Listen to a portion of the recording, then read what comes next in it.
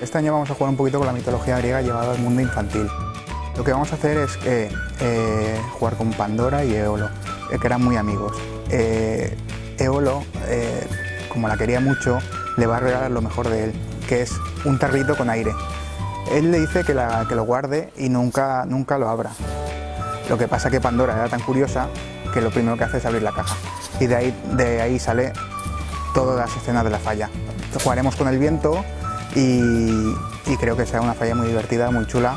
Y nada, espero que en marzo lo veamos. Pues aquí tenemos a Pandora, que es en el momento que ha abierto la caja y ha desatado la tempestad o la ventisca.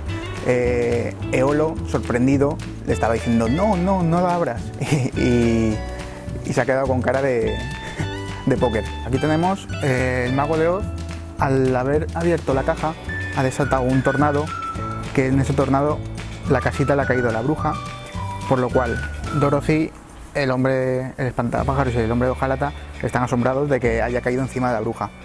Y por otra parte, por ejemplo, tenemos aquí a los tres cerditos y al lobo que, jugando con el viento e intentando tirar su casa, salen corriendo.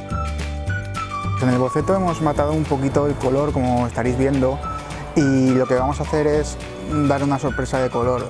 Va a ser muy colorida, ya habéis visto mi falla del año pasado, y vamos a pegar un buen golpe en el asunto del color.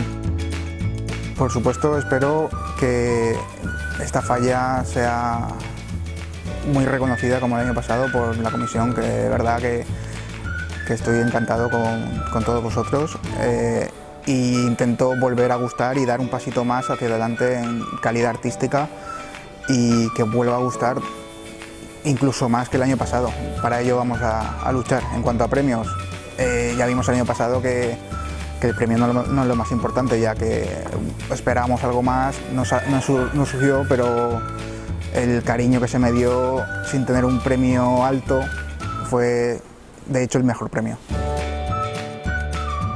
Os invito a que vengáis a la Plaza Obispo Amigo del 15 al 19 de marzo.